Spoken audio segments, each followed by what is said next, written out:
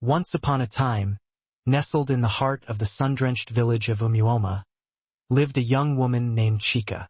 From the moment she drew her first breath, whispers of her extraordinary nature followed her like a shadow. Her skin possessed the radiant sheen of freshly pressed palm oil, catching the sunlight in a way that seemed to illuminate her from within. Her eyes, large and expressive, sparkled with an inner light, resembling the glistening morning dew clinging delicately to spiderwebs. Nature, it seemed, had conspired to gift her with a flawless physique, perfectly sculpted curves gracing all the right places. And her smile, a rare and precious gift she dispensed sparingly, held the power to melt the most hardened of hearts, leaving a trail of warmth in its wake. But Chika's allure extended far beyond mere physical beauty. She was also blessed with considerable wealth.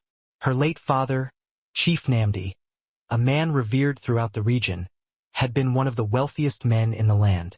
Upon his passing to the realm of the ancestors, he bequeathed his entire fortune to Chika, vast expanses of fertile farmland ripe with potential, sacks overflowing with shimmering gold, and a sprawling house so immense it could comfortably accommodate 3 ordinary homes within its walls.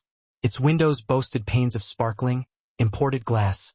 The floors were adorned with smooth, white tiles that felt cool beneath bare feet, and the compound was meticulously swept clean each morning, a testament to order and prosperity.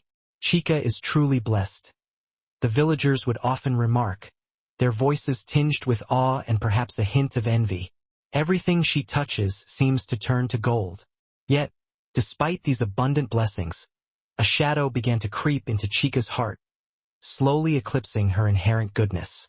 She grew increasingly proud, her demeanor hardening with each passing day. She developed a disdain for those she deemed beneath her, refusing to acknowledge those who wore worn clothing or walked barefoot upon the dusty paths. If a poor soul dared to smile at her in the bustling marketplace, she would swiftly turn her face away, her expression a mask of cold indifference. The children of the village, who once eagerly ran to greet her, now observed her from a cautious distance, unsure whether they would be met with a warm smile or a sharp scolding for daring to approach too closely. Chika reveled in the admiration she received, soaking in the compliments like a parched land drinks in the rain. She relished the whispers that proclaimed her the fairest of all the maidens in Umuoma. However, she remained oblivious to the fact that her growing pride was slowly but surely isolating her, pushing away those who genuinely cared for her. Her mother, Ataku, a woman of quiet strength and profound wisdom, observed this transformation with growing concern. Ataku had experienced both the dizzying heights of riches and the humbling depths of poverty during her long life. She often sat in front of the house, patiently peeling yams or shelling goosies, her gaze fixed on her daughter, her heart weighed down by a quiet worry. One evening, as the sun began its descent, painting the sky with vibrant hues of orange and purple, and the crickets commenced their nightly symphony, Ataku beckoned Chika to come closer. "My dear," she began softly, her voice laced with affection and concern. "You are beautiful, yes, and you are undoubtedly blessed. But blessings, my child, are as fleeting as the morning mist. They can easily vanish when we forget how to treat others with kindness and respect." Chika rolled her eyes, a subtle gesture of impatience. "Mama, I am simply choosing the kind of people I want to surround myself with," she retorted, her tone dismissive. Attica sighed, the sound heavy with resignation. "My child, your father was loved and respected not because of his wealth, but because of his inherent kindness. People still sing his name today, not for the riches he possessed, but because he generously shared what he had with others. He greeted the poor with warmth, gave freely to widows, and never made anyone feel insignificant." Chika stood tall, her posture rigid with defiance. "Mama, times have changed," she replied, her voice laced with impatience. "I have no desire to marry just anyone. If I ever choose to marry, it must be a man who is my equal in every way: money, looks, everything." Ataku gazed at her daughter, her heart heavy with foreboding. She chose not to speak further that evening, but deep within, she harbored a growing fear that her daughter's insatiable pride would one day leave her with empty hands and a desolate heart. Following her conversation with her mother that quiet evening, Chica retreated to her room, carelessly tossed her wrapper onto the bed, and stood before her full-length mirror. Her reflection stared back at her, beautiful, confident, and radiating an undeniable glow. A proud smile played upon her lips. "I know what I deserve," she whispered to her reflection, her voice filled with unwavering conviction. That night, as the moonlight streamed gently through her window, Chica retrieved a clean sheet of paper and her smooth, red pen. She settled at her polished table and began to write, her brow furrowed in concentration. At the top of the page, she inscribed in large, bold letters, "My husband must have these." Beneath the heading, she meticulously listed her requirements. One by one. Must be richer than me. Must be very handsome. Must be kind but not weak. Must be well-educated. Must have never married before. Must know how to cook delicious meals. Must dress well and speak well. Must be a good dancer. Must love me and only me. Must never argue with me. She paused, staring at the list, rereading it twice, then nodded with satisfaction. "Yes, this is the kind of man I will marry, and nothing less," she affirmed to herself. The next morning, Chica carefully folded the paper and placed it inside her jewelry box, treating it with the reverence one might reserve for a sacred treasure. "I will wait until I find him, even if it takes years," she vowed, her determination unwavering. As time unfolded, Chica's friends began to embark on their own journeys of love and marriage. There was Inoy, who chose to marry a humble schoolteacher, a man of simple means but boundless integrity. Then came Amaka, who tied the knot with a quiet and hard-working farmer, a man whose hands were rough but whose heart overflowed with tenderness. Even Uju, the shyest of them all, found love with a mechanic from the neighboring village, a man who possessed a genuine spirit. The vibrant rhythm of wedding drums echoed frequently throughout Umuoma, filling the air with the joyous sounds of singing, dancing, and celebration on countless weekends. Chica was always invited, and invariably arrived adorned in the finest lace and shimmering gold jewelry, her face adorned with a carefully practiced smile. However, she remained perpetually unimpressed, her heart untouched by the genuine joy that surrounded her. When her friends gushed about their husbands, Chica would offer a saccharine smile and utter insincere platitudes. "Well, if you're happy with that kind of man, then good for you," she would say, her voice dripping with condescension. But when she found herself alone with Ataku, her true feelings would surface, manifesting in bursts of derisive laughter. "Mama, can you imagine Amaka marrying a man who owns but a single pair of shoes? One pair. And Inoy marrying someone who greets you good morning as if he's chewing sand?" She would scoff. Ataku would remain silent for a moment, then quietly reply, "My daughter, love is not always loud or shiny. It resides in the quiet corners of the heart, in the simple acts of kindness and understanding." But Chica would simply laugh again and wave her hand dismissively. "Mama, I will not marry just anybody. I want the best," she insisted, her voice ringing with unwavering conviction. The villagers, as villagers often do, began to whisper amongst themselves, their voices laced with a mixture of curiosity and judgment. "Chica is still waiting," they murmured. "Does she believe she is somehow better than everyone else?" But Chica remained unperturbed by their gossip. She held firm to her belief that the perfect man existed somewhere in the vast world, tall, rich, gentle, stylish, romantic, and perfect in every conceivable way. And until he materialized, she would patiently wait, observe, and turn her nose up at any suitor who failed to meet the lofty standards outlined in her golden list. One sweltering afternoon, as Chica made her way through the bustling marketplace, resplendent in her flowing blue wrapper and shimmering gold earrings, a man wearing a pristine white kaftan stepped down from a freshly polished horse-drawn cart. The sight of the cart alone was enough to turn heads, its gleaming surface reflecting the harsh sunlight. The man himself, tall, clean-shaven, and exuding an air of unwavering confidence, strode directly to the palm wine stall as if he owned the very ground beneath his feet. "Who is that?" one woman whispered, her voice filled with curiosity. "That's Obina," Someone answered, their tone laced with awe. He's a very wealthy cocoa merchant from Amaya village. They say he's as rich as 3 chiefs put together. Chica's ears perked up at the mention of such wealth. When Obina glanced in her direction and offered a charming smile, she returned the gesture sweetly, slowly, her expression akin to that of a queen acknowledging a visiting prince. In the span of a single week, Obina and Chica found themselves in each other's company with increasing frequency. He arrived bearing gifts, cola nuts, jars of fragrant honey, fine wrappers woven with intricate designs, and the kind of carefully crafted compliments that could melt even the iciest of hearts. You are different, he told her one evening, presenting her with a necklace crafted from exquisite coral beads. I have met many women, but none possess your grace, your elegance, your class. Chica blushed, her heart fluttering with a mixture of excitement and validation. She thought to herself, finally, someone who matches my level. Within a month, the wedding drums were once again beating in Omuoma, their rhythm more insistent and joyous than ever before. But this time, it was Chica who stood at the center of the celebration, the object of everyone's attention and admiration. The queen has finally found her king, people declared, their voices filled with excitement and anticipation.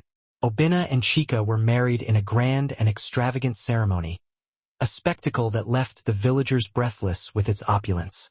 Everything shimmered and sparkled, Chica's clothing, the elaborate decorations, even the meticulously prepared food. It was the kind of wedding that would be discussed and dissected for weeks to come, a testament to the couple's wealth and status. But after the dazzling celebration faded and the last of the guests departed, the harsh realities of married life began to make their presence known. At first, things progressed smoothly, seemingly confirming everyone's expectations. Obina took Chica to trade gatherings, proudly introduced her to his network of wealthy merchants, and eagerly shared his ambitious plans to acquire more land for cocoa farming, envisioning a future of ever-increasing prosperity. However, as time wore on, Chica's ingrained habits and extravagant tastes began to clash with Obina's more pragmatic and conservative approach to life. She expressed a desire to replace all the traditional mats in the sitting area with imported rugs from Onitsha, luxurious items that she believed were more befitting of their status. Why?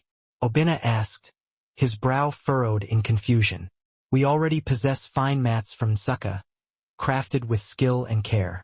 She then proposed rebuilding the compound kitchen, transforming it into a grand and imposing structure that would serve more as a showpiece than a functional space. He frowned, his displeasure evident. Didn't we just fix the roof last moon? He asked, his voice laced with exasperation. Chica's face would harden, her eyes flashing with anger. I am not asking you for money, she retorted, her voice sharp. It is our money, and I should have a say in how it is spent. But Obina was not simply rich. He was also careful and prudent. He believed in saving, investing wisely, and planning meticulously for the future. He saw no need for frivolous expenses, such as gold-plated spoons or intricately carved stools imported from distant kingdoms. You just want to spend, he exclaimed one evening after she suggested purchasing a 4th mortar and pestle for display purposes, his voice rising in frustration. And you, she fired back, her anger matching his. Want to die with your money buried in yam barns, never enjoying the fruits of your labor? Their arguments grew louder and more bitter with each passing day, fueled by conflicting values and differing perspectives. The disagreements were no longer solely about money. They had evolved into a power struggle, a battle for control. Chica demanded the right to dictate how the household was run, what structures were built, and even how Obina should spend his days. Everything has to be your way, Obina said one evening, standing in the center of their courtyard, his eyes filled with weariness. Even what clothes I wear, how I should walk, how I should talk. And if I don't take charge, this whole house will look like a dilapidated cocoa shed, she retorted, her voice laced with scorn. One evening, Obina, seeking refuge from the constant conflict, packed a small bag and retreated to the outer hut typically reserved for visitors. He desperately needed a moment of peace, a respite from the endless arguments and demands. 3 days later, Chica, fueled by resentment and a sense of injustice, packed her own belongings. As she rolled her small wooden box out the door, she glanced over her shoulder, her voice ringing with defiance. "A rich man who is stingy is not for me," she declared, her words laced with finality. She returned to her family compound in Omuoma, her head held high, determined to maintain an air of dignity despite the failure of her marriage. Ataku, ever the observant and compassionate mother, offered no words of judgment or reproach. She simply placed a bowl of warm soup in front of her daughter and resumed her task of shelling goosies in silence, allowing Chika the space and time she needed to process her emotions. Chika sat quietly, eating slowly, a flicker of doubt crossing her mind. She wondered if perhaps, just perhaps, there was more to a successful relationship than mere financial compatibility. But she quickly dismissed the thought, clinging to her long-held beliefs. "He didn't match my energy," she told herself, her voice filled with unwavering conviction. "The right man will come along eventually." The morning after Chika's return to her mother's compound, the birds chirped their cheerful melodies as if nothing had changed, their indifference a stark contrast to the turmoil within Chika's heart. But to the villagers, the news of her marital strife was the most exciting topic of conversation of the week. "She has left the cocoa merchant," they whispered, their voices filled with speculation and judgment. The marriage didn't last at all. But Chika remained unconcerned by their gossip. She woke up, tied her wrapper with confidence, and walked to the marketplace, determined to project an image of strength and resilience. She purchased fresh peppers, catfish, and fragrant scent leaves, her actions defiant. That afternoon, she prepared her favorite pepper soup, the fiery dish that her father used to affectionately call fire in a bowl. As the spicy aroma filled the compound, she hummed an old love song and smiled to herself, convincing herself that she was content. "Freedom tastes better with a little pepper," she mused, attempting to convince herself that she was better off alone. That weekend, she joined her friends at the village square, eager to immerse herself in the familiar rhythms of celebration. They danced under the silvery moonlight, clapping, swaying their hips, and laughing until their cheeks ached, attempting to recapture the carefree joy of their youth. Chika wore her finest red wrapper, adorned with a shimmering golden sash, and danced with a fervor that belied her inner turmoil. "Chika is back," one of the drummers shouted, his voice booming across the square. And in many ways she was. But beneath the smiles and laughter, a part of her still clung to the idealized vision of her perfect partner, the man who could fulfill all the requirements on her golden list. When she lay in bed at night, alone with her thoughts, she couldn't help but wonder, where is the man who possesses everything I desire? He must be out there somewhere. A few days later, Chika was assisting her mother in arranging some beads when Ataku stopped, wiped the sweat from her brow, and fixed her daughter with a steady gaze. "My daughter," she began gently, "you have come home again, seeking solace and refuge. Are you certain you know what you are doing?" "Mama, Obina was not the one," she retorted, her voice filled with impatience. "I know what I want." Attica sighed and settled onto a low wooden stool, her expression thoughtful. "You desire a man who is rich, kind, handsome, and yet will still allow you to control every aspect of his life. Is that man a spirit, a figment of your imagination? Or a goat, mindlessly following your every command without question?" Chika offered a half-hearted smile, attempting to deflect her mother's scrutiny. "Mama, I'm not asking for too much," she protested. "I simply want someone who is my equal, someone who truly understands me." "Is that such a crime?" "No," Ataku replied softly. "It is not a crime to seek companionship and understanding. But even the mighty sky bends for the wind, my daughter. If you insist on having everything your own way, then perhaps you should consider marrying your own reflection, for only then will you find someone who perfectly mirrors your desires." Chika finally looked up, her eyes meeting her mother's with a mixture of defiance and vulnerability. "Mama, I know myself. I know what I deserve. When I finally find the right man, everything will fall into place, and our relationship will flourish." Atticus studied her daughter's face, so confident, so stubborn, so undeniably sure of herself, and felt a complex mix of pride and quiet worry. She chose not to argue further, sensing the futility of her words. She simply said, "May your eyes never cry more tears than your heart can bear." Chica nodded, acknowledging her mother's sentiment, and returned to her bead arrangement. But for a fleeting moment, her hands slowed, and her thoughts drifted once more to the elusive perfect man who inhabited her dreams, the man who remained just beyond her reach. Not long after her return to single life, Chica encountered Chinidu at the village festival held annually by the riverside, a celebration of community and tradition. He wasn't tall and handsome like Obina, nor did he dress in silk wrappers that bespoke wealth and status. He wore simple clothes and sandals crafted from goat leather, his appearance unassuming. But his smile, that was something truly special. It was warm and inviting, like a cup of freshly brewed palm wine, and his eyes sparkled with a quiet joy that seemed to radiate from within. He ran a small food stall near the marketplace, known for serving up delicious and affordable meals to the villagers. People often said that his jollof rice possessed magical properties, capable of calming even the most inconsolable crying baby, and that his pepper soup had been known to broker peace between feuding brothers. Chica hadn't initially paid him much attention, her gaze drawn to more outwardly impressive figures. But when she tasted his roasted fish at the festival, her eyes widened in surprise and delight. "Who made this?" she asked, licking her fingers with obvious satisfaction. "I did," Chinidu replied, smiling shyly. From that day forward, Chica began to frequent his stall more often, her initial visits motivated solely by her craving for his delicious food.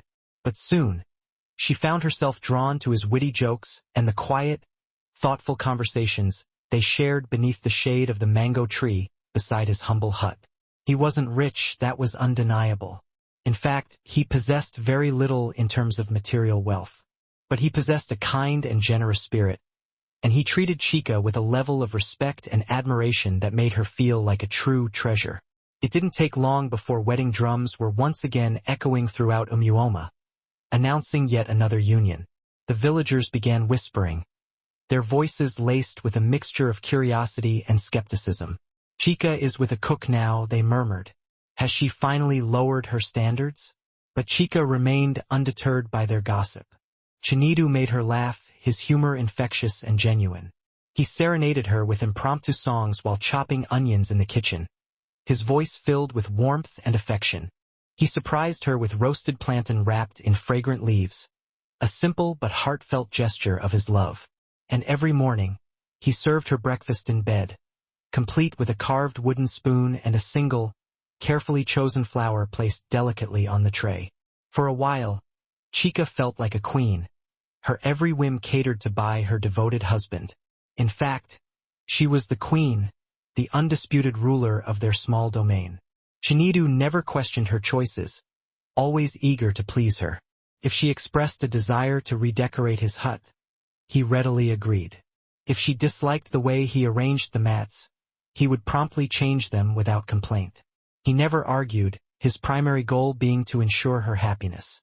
But after a few moons had passed, the initial sweetness began to sour, replaced by a growing sense of unease and dissatisfaction. One rainy night, the roof on Chica's side of the house started leaking, a steady drip that disrupted her sleep. Chinidu diligently patched it with palm fronds, but the makeshift repair proved inadequate, and the water continued to trickle in. Another week, she was forced to spend her own money to repair the cooking stand, which had begun to crumble under the constant use. Chica began to feel the weight of these responsibilities, the financial burden becoming increasingly burdensome. She sat one evening beneath the orange tree, her arms crossed, watching Chinidu hum contentedly as he roasted snails with joyful abandon. "Chinidu," she said sharply, her voice laced with irritation, "do you have any plans to do anything apart from cooking and singing?" He looked up, his expression confused. "Is something wrong?" he asked, his brow furrowed in concern. "Yes," she replied, her voice laced with frustration. "Everything is on my head. I feed us, I fix things, I buy everything. Is love supposed to be this one-sided?" Chinidu dropped the snail he had been preparing, his face paling with shock. "I thought I was making you happy," he stammered, his voice filled with dismay. Chika stood, her posture rigid. "Love cannot buy fuel or fix leaking roofs," she declared, her voice cold and unforgiving. "I can't continue to spend my money on a man who contributes nothing to our household." He stared at her, his eyes slowly dimming with a mixture of sadness and disappointment. "I didn't have much when we met, Chika," he said softly, "but I gave you all I had, my heart, my soul, my unwavering devotion. And it's not enough," she said, her voice low but firm. "You need to leave." Chinidu didn't argue or plead. He simply gathered his meager cooking tools, carefully wrapped his apron, and stepped out into the night rain, his shoulders slumped with defeat. He didn't offer a farewell, his heart too heavy with sorrow. He only turned once, his sad eyes meeting hers, and whispered, "I hope you find what you're looking for." That night, Chika sat alone in the quiet compound, surrounded by a deafening silence. There was no breakfast in bed, no cheerful singing emanating from the kitchen, just the crushing weight of her own solitude. After Chinidu's departure, the whispers in Umuoma grew louder and more relentless, echoing with the beat of the village drum, their rhythm relentless. She chased away the cook, too. The villagers gossiped, their voices laced with judgment. She must be looking for a man from the spirit world, someone beyond mortal reach. Her standards are impossible, and no one can ever hope to satisfy her. But despite the rumors and gossip, men still found themselves drawn to her, captivated by her undeniable allure. Everywhere Chika went, whether to the stream, the marketplace, or the evening dance fires, eyes followed her, drawn to the way she swayed her hips in perfect rhythm, and moved with a grace that suggested her feet barely touched the ground. The young men still longed for her, their desires fueled by her curvaceous body, her smooth, flawless skin, and the regal way she carried herself, like a queen carved from clay. But behind closed doors, their families raised cautious concerns, questioning their son's judgment. "Are you sure you want to go near that one?" the parents would ask, their voices filled with apprehension. "Beauty is not everything, my son. She's had 2 husbands, but neither of them could satisfy her. Can you truly handle her?" Still, Chika remained untouched by their doubts and warnings. She laughed with her friends, adorned herself in her best wrappers for her trips to the market, and regaled them with humorous stories of the men who didn't measure up, painting herself as the victim of their inadequacies. One afternoon, she returned from the market to find Ataku waiting for her beneath the shade of the mango tree. Her mother sat quietly, shelling groundnuts with a steady hand, her expression thoughtful and serene. "Sit with me, my daughter," she said, her voice gentle. Chika sat beside her, crossing her legs with her usual grace. A silence fell between them, broken only by the rhythmic cracking of the groundnut shells. Then, Attica spoke, her voice tinged with a hint of nostalgia. "Chika, do you know that when I married your father, he had only 1 wrapper and a small yam barn? He was not a wealthy man by any means." Chika blinked, surprised by her mother's unexpected revelation. "Yes, he wasn't rich, but he had big dreams and a kind heart," she acknowledged. "I married him with nothing," Ataku continued. "We built our life together, brick by brick, day by day. I respected him, and he loved me in return, not for what I could provide, but for who I was." Chika scoffed, her expression skeptical. "Mama, that was in the days of lanterns and thatched roofs, a time long past. Things are different now." Ataku shook her head slowly, her eyes filled with wisdom and a touch of sadness. "No, my child. Love has not changed, nor has the essence of human connection. Humility has not changed. Respect has not changed. If you desire to receive, you must also be willing to give, to compromise, to meet the other person halfway."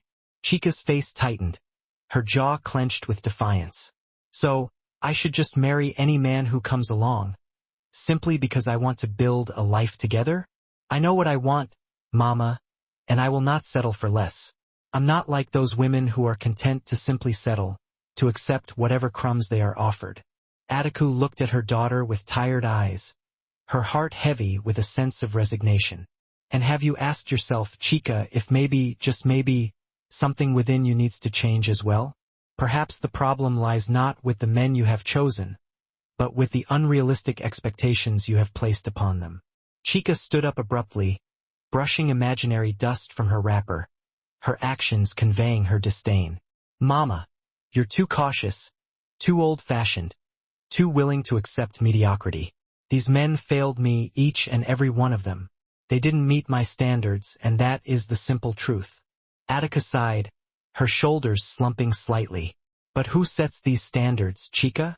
A heart that is held too high, too far out of reach, may remain untouched forever, destined to a life of loneliness. Chica didn't offer a response. She turned and walked inside the house, her footsteps proud and resolute, but her chest slightly heavier than before, burdened by the weight of her unyielding convictions. Weeks passed, and Chica's name continued to be whispered on the village lips, a constant source of gossip and speculation, like the smoke rising from a slow-burning fire. But as always, she held her head high, her beauty seemingly untouched by the relentless scrutiny. Then, one quiet evening during a storytelling gathering in Aita, the neighboring village, she met Amici. He wasn't loud or flashy, drawing attention to himself with boasts of wealth or extravagant attire. He wore plain but meticulously clean clothes, his appearance understated. He spoke slowly and deliberately, as if each word had been carefully chosen and weighed before being uttered, reflecting a deep level of thought. His eyes were deep and introspective, suggesting a mind that dwelled on matters beyond the mundane, someone who pondered the mysteries of the world more than he spoke about them. Chica noticed him sitting beneath a palm tree, engrossed in a book, while others gathered nearby, laughing over roasted yam and sharing boisterous stories. Who reads at a village event? She muttered to herself, her initial reaction dismissive. But despite her skepticism, something about him drew her closer, an undeniable allure that she couldn't quite explain. Later that night, as the moon ascended into the sky, casting a silvery glow upon the landscape, Amici rose to his feet and recited a poem about love and loss, rivers and mountains, the stars and the patient wisdom of the moon. His voice was calm and soothing, his words rich and evocative, painting vivid images in the minds of his listeners. Chica's heart fluttered, a feeling she hadn't experienced in quite some time. Finally, she thought, a man who possesses intelligence and eloquence, a man who speaks with purpose and passion. Amici was a teacher at the town school, a respected member of the community. He taught literature and history, and possessed a vast knowledge of the world and its cultures. He often quoted philosophers and poets, filling his conversations with insightful observations and profound reflections. He visited her often after that night, always bringing gifts of knowledge, books tied with cloth ribbons or little scrolls containing poems he had written specifically for her. "You are the moonlight that falls gently on the hills of Umuoma," he once wrote in one of his scrolls, his words as gentle and poetic as his nature. Chica giggled like a schoolgirl when she read the words, her heart swelling with a mixture of flattery and hope.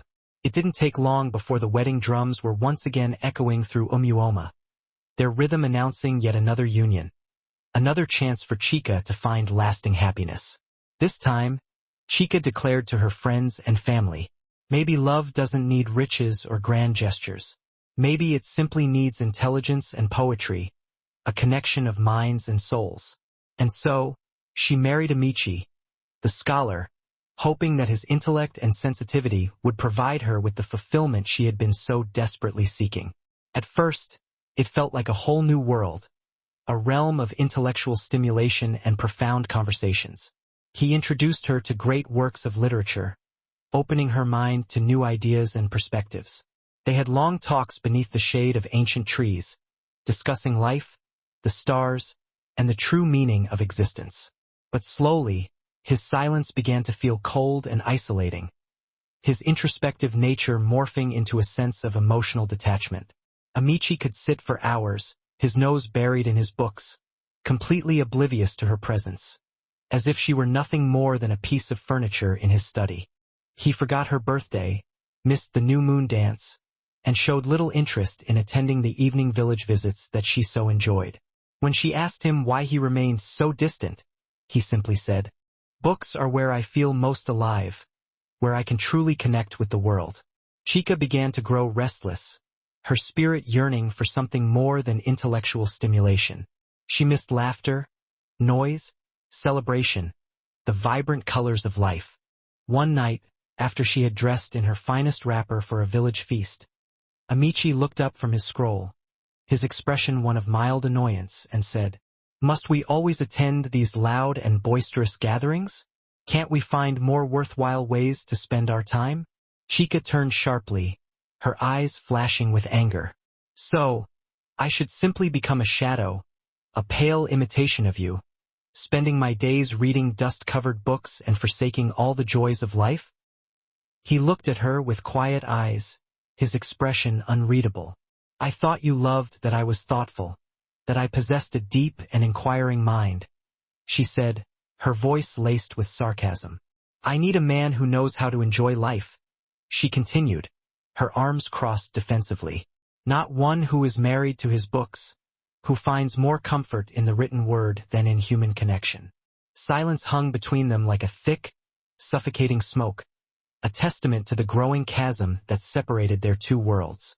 The next morning, before the first rays of sunlight streaked across the sky, Chica packed her wrapper, her comb, and her favorite beads, preparing to leave once more.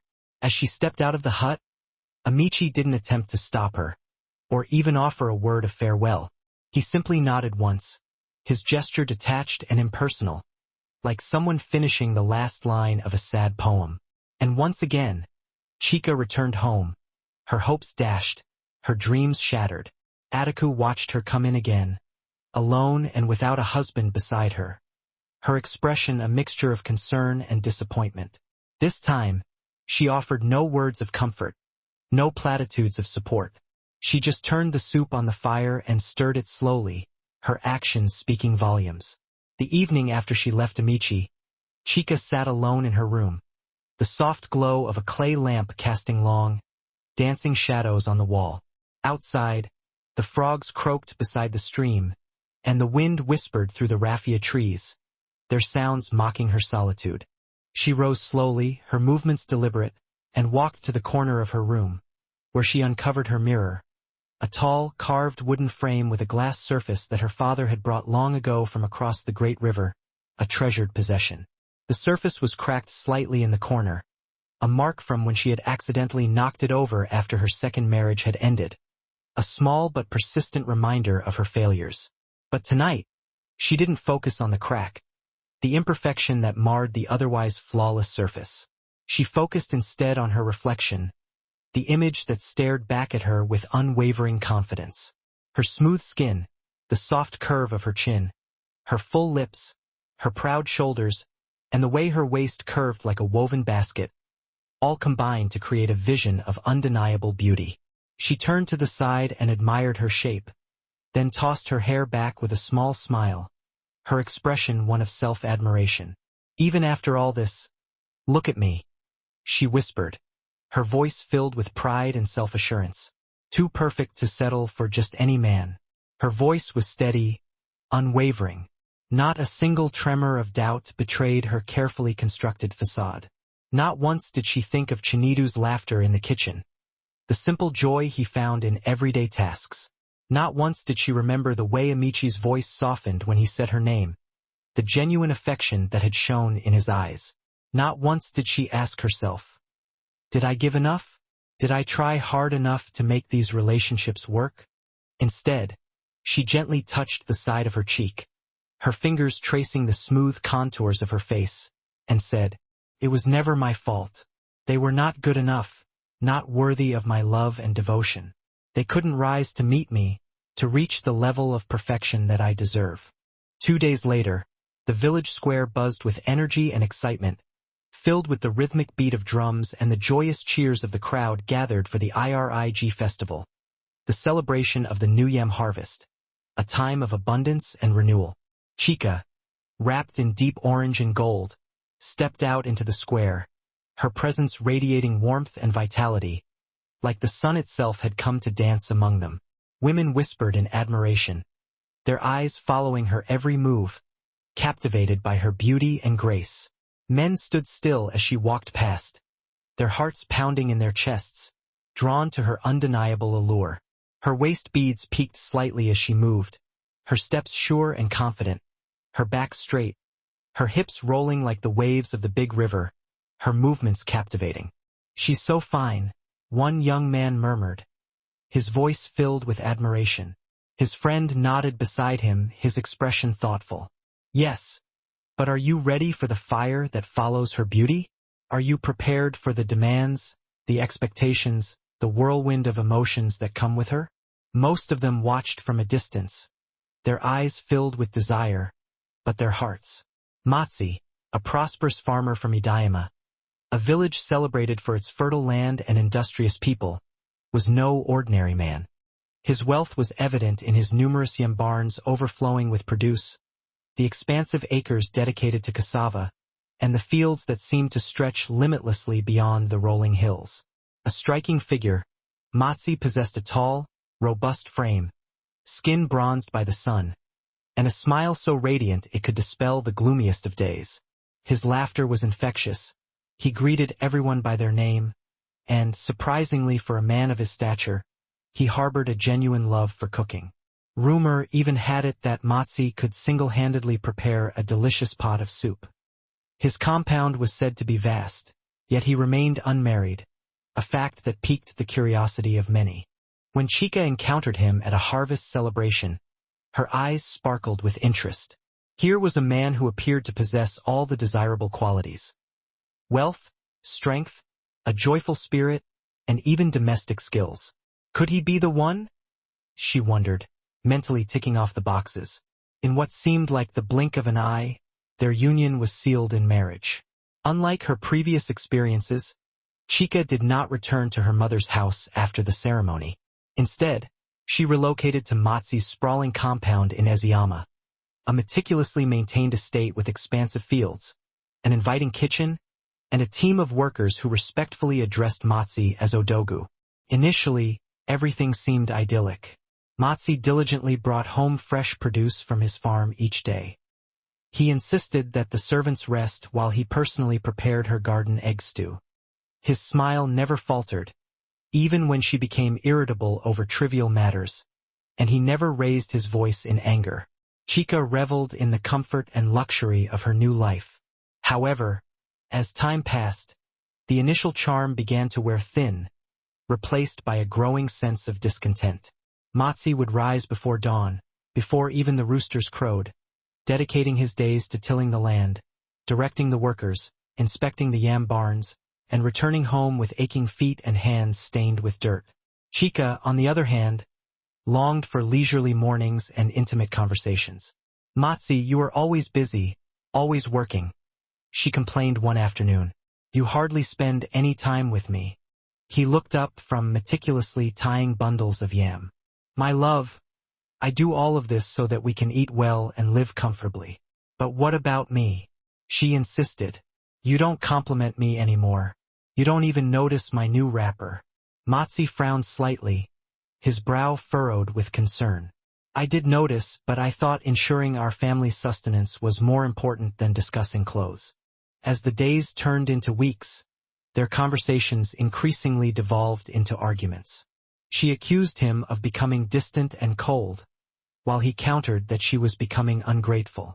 She felt unappreciated, and he felt disrespected. "You hardly greet my mother," Matsi said one evening, exhaustion evident in his voice. "You barely speak to my sister." Chika crossed her arms defiantly. "Why should I pretend? I didn't marry your family. I married you." Matsi's eyes darkened with disappointment. "You desire the perfect man, but you seem to forget that you are far from being the perfect woman." His voice was quiet, almost a whisper. That night, a heavy silence descended upon their home, permeating every room like a suffocating cloud of smoke. By morning, Chika was once again packing her belongings. She carefully folded her wrappers, gathered her beads, and collected her oils. She offered no farewell to Matsi's mother, paid no greetings to the workers, and didn't even glance back as she left. Once again, Chica walked away, her slippers kicking up dust on the familiar red path leading back to Amuma.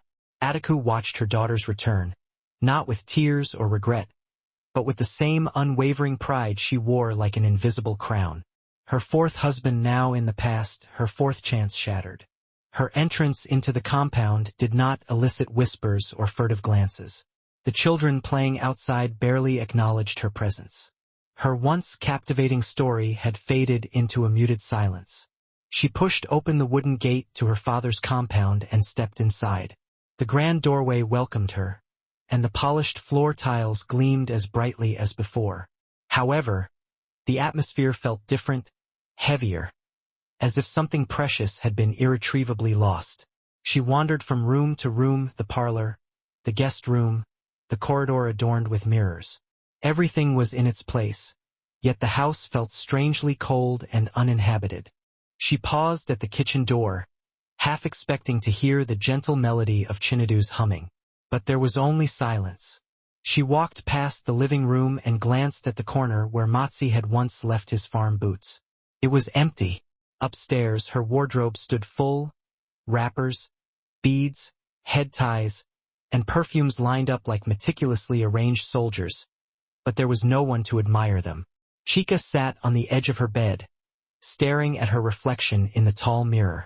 The crack was still there, a subtle imperfection in the otherwise flawless surface. She reached out and lightly touched it, a quiet acknowledgement of her own imperfections. "I have everything, yet it feels like nothing," she whispered. Outside, Ataku observed her daughter as she resumed her old routines, moving from room to room, dressing up with nowhere to go, eating in solitude, and then disappearing into her quarters. She remained silent, offering no lectures, no old stories, no new advice. She simply watched, her heart burdened by the heavy silence that had grown between them. Then, one morning, the sky underwent a dramatic transformation. Dark clouds gathered ominously without warning. The wind howled through the village like a restless spirit on a mission. Rain fell like heavy stones from the heavens, unrelenting in its intensity. For days, it poured, drenching the crops, causing mud walls to crumble, and transforming the red earth into raging rivers. Then came the flood. The great river, swollen with unprecedented fury, overflowed its banks. Water surged through Umuoma, sweeping away barns, market stalls, and homes situated near the stream, including Chica's. She and Ataku fled through the rising water, salvaging only what they could carry. The floodwaters swallowed half of their house. The farmland behind the compound was completely submerged. The walls developed ominous cracks, and the kitchen was washed away. The house that once represented abundance and security now stood as a stark reminder of loss. When the rain finally ceased, Chica stood barefoot, soaked to the bone, and shivering in front of what remained of her once grand mansion. Her beads were gone, her perfumes washed away, and her treasures and inheritance vanished like smoke in the wind. The villagers offered assistance where they could. A family offered them a small hut on the outskirts of the village. It was cramped and basic, with no tiled floors or carved mirrors. The bed was made of bamboo and raffia. Firewood had to be gathered by hand. Chica sat huddled in a corner of the hut, hugging her knees to her chest. Her mother stirred a small pot over the fire, humming softly. She spoke neither of the flood, nor of Chica's failed marriages, nor of her unwavering pride. She simply cooked, watched, and waited. And for the first time in what felt like an eternity, Chica found herself speechless.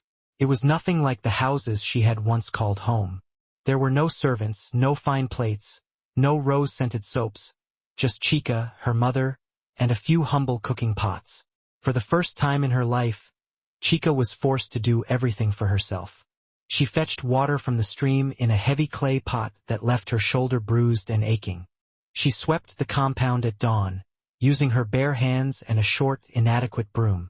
She roasted plantains over a smoky fire and pounded yams until her palms burned. There were days when her only meal consisted of roasted corn and lukewarm water, Days when she had to wear the same wrapper for days on end, and days when the rain leaked through the roof, soaking their only mat. At first, she cried in silence, overwhelmed by the hardship and the loss of her former life. But slowly, the pain transformed into a quiet understanding. One afternoon, while washing clothes at the stream with the other women, she caught her reflection in the water, hair simply wrapped, hands reddened and soapy, back bent with exertion. There were no jewels, no praise, no man by her side, just the raw, unadorned version of herself. And in that moment, something inside her cracked open, wider than the crack in her old mirror. "I was wrong," she whispered. She began to reflect on all the men she had pushed away. "Oh, Chinidu, Aimcha, Matsi Efani." She remembered how she had labeled one stingy, another lazy, another too quiet, and the last two too preoccupied with work. She had blamed them all every single time. But now, with smoke stinging her eyes and firewood ash smudging her wrapper, the truth stood naked and undeniable in her heart. It wasn't just them. It was her. She remembered the way she had refused to smile at Matsi's mother, the way she had mocked Chinidu's gifts, the way she had interrupted Aimcha mid-sentence, the way she had walked away each time things didn't unfold as she had envisioned. "I thought beauty and money were enough," she said to herself as she wrung out a wet cloth. "But what did I give? What did I build?" She recalled her mother's words, "To receive, you must also give." Now she finally understood the profound truth behind those words. Back in the hut that night, she quietly helped Atticus stir the pot of okra soup. She served her mother first, a gesture of respect and gratitude. She swept the floor without being asked, a sign of humility and willingness to serve. She said, "Thank you," with genuine sincerity, a simple expression that had rarely crossed her lips in the past.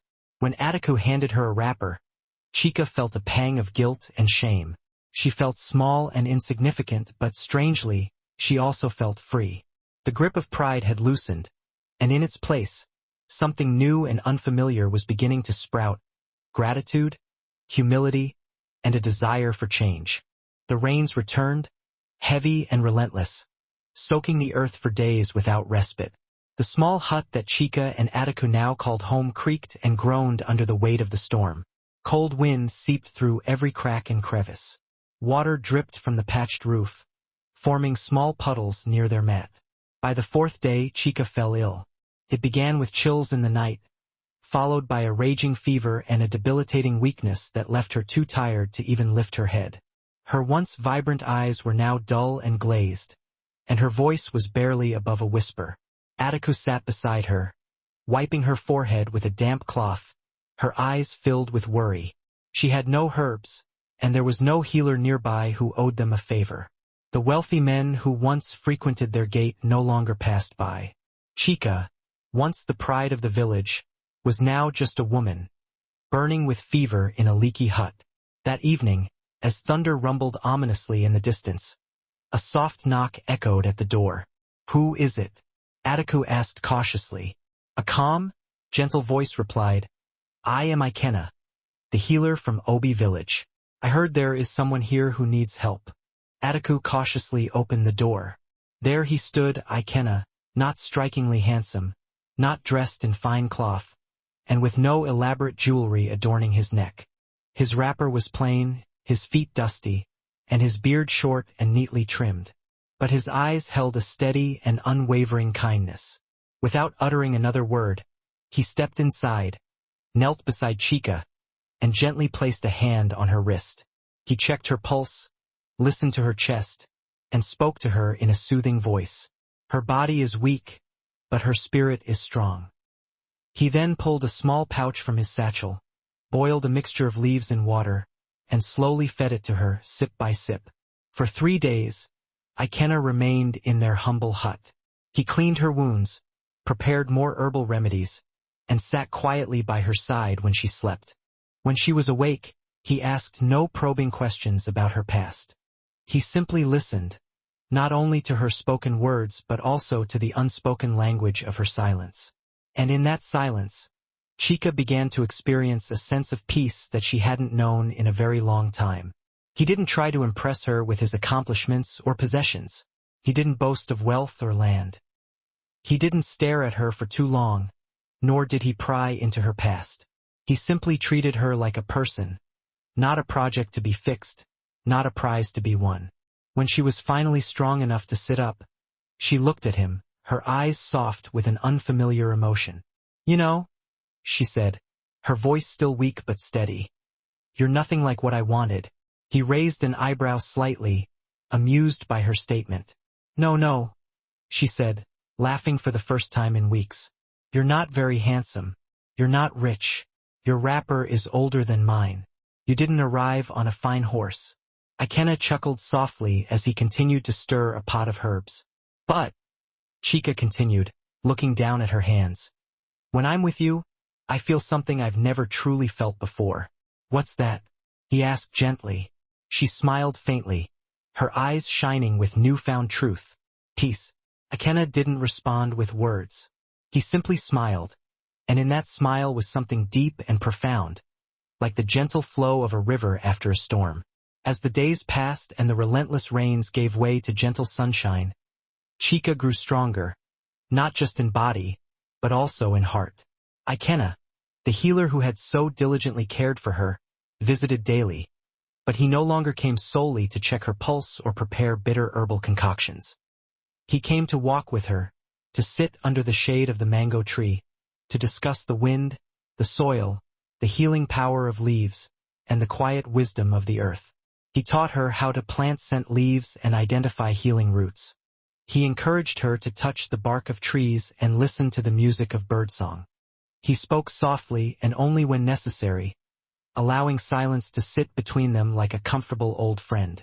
Soon, Chika began assisting him in his small village clinic, a modest hut filled with dried herbs, ancient calabashes, and simple clay pots. At first, she only observed, watching him with rapt attention. Then, she gradually learned how to mash leaves into medicinal pastes, clean wounds with a gentle touch, and offer comfort to crying children. In caring for others, Chika began to undergo a profound transformation. Her hands, once adorned with glittering gold rings, now held bowls of healing medicine. Her voice, once sharp and demanding, became gentle and thoughtful. She laughed more freely and easily, and she listened far more than she spoke. She gave more than she took. Ataku noticed the change in her daughter before anyone else. She didn't express her observations verbally, but her eyes now held a warmth that hadn't been there before, and her mouth often curved into a soft, contented smile whenever she looked at her daughter. One evening, as the moon rose behind the trees, Ikenna and Chika sat outside, side by side, their feet buried in the cool earth. He turned to her quietly and spoke. "Chika, there is something in my heart, something that has been growing slowly and gently, like the herbs we plant." She turned to him, her breath caught between anticipation and uncertainty. "I love you," he said simply. Chika stared at him, her heart pounding, not with surprise, but with an overwhelming sense of peace. She smiled, her eyes glistening with tears.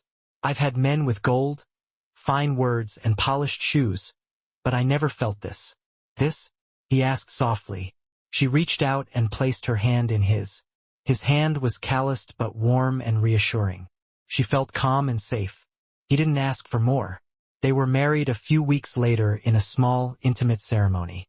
There was no large crowd, no drummers, no gold-plated chairs, just a woven mat spread beneath the shade of a mango tree, a village priest, and a few close friends who sat in quiet joy. The villagers refrained from gossiping this time. They had grown weary of idle chatter. They simply watched with curious and hopeful eyes. And Ataku, standing slightly apart with her hands folded in front of her, smiled broadly, warmly, and silently. She had witnessed her daughter fall and rise again. Now she was watching her blossom. Life in the small hut that Chika now shared with Ikenna was simple but full. Their love was not loud or ostentatious, but it was unwavering and constant. They worked side by side, caring for the sick, sharing their meager meals, and often sitting beneath the stars, wrapped in quiet laughter. But as the dry season drew to a close, The wind shifted once again, carrying with it an ominous change. It began with a distant crackling sound. Then came the acrid scent of burning, which crept in through the cracks in their door. That night, a fire erupted, tearing through the dry, thatched roofs like paper. Chica and Ikenna were awakened by shouts and the thick, choking smoke. They grabbed what they could, a cloth bag, a small box of herbs, and ran out barefoot. The fire consumed their hut as if it had never existed. In the morning, all that remained was a pile of ashes. Their bed, their kitchen, their clay pots, and even the tiny wooden stool that Ikenna used to grind herbs were all gone. And yet they smiled, not because they hadn't lost something of value, but because they hadn't lost each other. Life is for the living, Ikenna said as he squeezed Chica's hand. And we're still here, she added softly. We're alive. That's enough. They began again, rebuilding their lives bit by bit. But this time, something was different. The people of Umuoma, once quick to whisper and judge, now regarded Chica with quiet admiration. They watched as she fetched water, not only for herself but also for the elderly widow down the road. They saw her sharing dried fish with children who had no lunch. They heard her utter the words thank you, please, and I'm sorry with genuine ease. She no longer walked with her nose in the air, exuding an air of superiority. She walked slowly, kindly, as if every step she took held significance. Little children now followed her, not to gawk at her beads and wrappers but to hold her hand and listen to her stories. Chica is not who she used to be, the women whispered among themselves. He has truly changed. One quiet evening, Ataku came to visit their new, modest home. She brought roasted yams and palm oil in a small calabash. Chica embraced her mother with joy, offered her a stool, and fanned her gently. As they sat beneath the moonlight, the crackling fire between them, Attica sighed deeply. There's something I've kept from you, she began, her voice slow and measured. Chica looked up, puzzled. What is it, Mama? Ataku gazed into the fire, then back at her daughter. After your father died, I found a large box hidden beneath the floorboards of the main house. It was filled with gold, coral beads, and enough money to make us very wealthy again, even after the flood. But I hid it even after we lost our house. I couldn't bring myself to tell you. Chica gasped, her eyes wide with disbelief. What? Mama, why? Because, Atticus said softly, my words could not teach you. My stories could not change you. You were drowning in pride, and I feared that more riches would only hasten your downfall. So when the flood occurred, I saw it as a sign, a test from the heavens. I decided to keep the secret from you. I wanted you to learn how to stand on your own 2 feet. I needed you to experience life from the other side, to wash your own clothes, to be served by no one, to understand what it truly means to give, not just take. And now I see the daughter I always prayed you would become. Chica's eyes welled up with tears. She lowered her head onto her mother's lap, her body shaking gently. Mama, I'm not angry. I understand now. I needed this. I truly did. Atticus stroked her hair and smiled. You were always beautiful, Chica, but now you are whole. Attica turned to her daughter and said softly, You know, my child, I've watched you fall. I've watched you struggle. But tonight, I see a woman who has finally risen. Chica leaned her head on her mother's shoulder. I didn't know, Mama. I didn't know how much I needed to change. Attica smiled. You met the right man after you became the right woman. Ikenna didn't fix you, he helped you grow, and you allowed it. That's why I'm so proud of you. The next morning, as the sun bathed the hut in golden light, Atticus stood in the center of the small compound and called Chica and Ikenna outside. I have one more gift for you, she said, lifting a carved wooden box from a clay basket. She handed it to Chica, who opened it slowly. Inside was a deed to a large house newly built on the other side of Umuoma, along with bags of coral beads, gold, and coins, enough wealth to start over 10 times. Mama, Chica gasped. I don't know what to say. Atticus placed her hands gently on Chica's shoulders. I didn't give it to you before because you weren't ready. But now, I see a woman who will use wealth to bless others, not just herself. Tears shimmered in Chica's eyes, but her heart was steady and at peace. "Thank you, Mama. This time I know what truly matters." Chica and Ikena moved into the new house, but it was nothing like her old mansion. This home was filled with laughter, service, and peace. Together, they ran a small village clinic.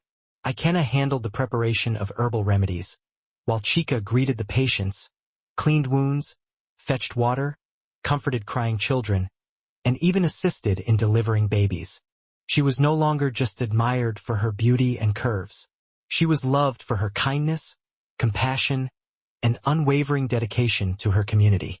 One sunny afternoon, while sweeping the clinic floor, Chica discovered her old cracked mirror tucked away in a cloth bag left behind during the flood. She picked it up and gazed at her reflection. Her face was older, wiser, softer, and glowing with an inner radiance. This time she smiled. "I chased 5 men, trying to find perfection," she whispered. "But I needed to change, too." Now, she dedicates her time to teaching young women in the village not how to find a husband, but how to discover their own self-worth and inner strength. She speaks to them of self-love, of love that listens and understands, of patience that builds and nurtures, and of the fundamental truth that no one is perfect, but with understanding and compassion, 2 people can create something truly beautiful together. The same villagers who once gossiped about her now greet her with respect and genuine warmth. The same young girls who once feared her now seek her guidance and wisdom. And every evening, she and Ikena sit beneath the mango tree, hand in hand, at peace with themselves and with the world. Years passed in Umuoma, and with each passing year, the memory of Chica's old life slowly faded, like footprints washed away by the evening rain. The woman who was once feared and gossiped about now walked the village paths with a soft smile, her wrapper tied simply, a basket of herbs balanced gracefully on her head. Children ran to greet her, mothers sought her advice, and young women lingered near her, eager to learn from her calm, quiet strength. Chica now lived a quiet, joyful life in the warm and loving home she shared with Ikena, the healer who never sought to change her, but helped her grow into the woman she was always meant to be. Their love, once planted in humility and watered with patience, had grown stronger with time. It was not a love built on loud passion or grand promises, but on everyday choices, helping hands, quiet laughter, shared burdens, and hearts that listened even in silence. Together, they built not only a home but also a family. They were blessed with 5 children, each as vibrant and unique as the journey that had brought them together. Laughter echoed from their home, little feet danced on the dusty ground, and love bloomed in every corner of their lives. Gone was the girl who demanded gold and grandeur. Gone was the prideful gaze that searched only for perfection. Now Chica gave more than she received. She listened before she spoke. She laughed from the soul, not just from her lips. Each morning began with the sound of pounding herbs, the scent of steaming porridge, and the sound of laughter shared between 2 people who understood that true love isn't found, it's built. One sunny afternoon, while her youngest child played in the shade of the mango tree, Chica found her old cracked mirror tucked behind a cloth box. She wiped away the dust and held it up. Her face, older now, lined with the stories of her life, smiled back at her. But her eyes held a profound sense of peace. She smiled gently, deeply.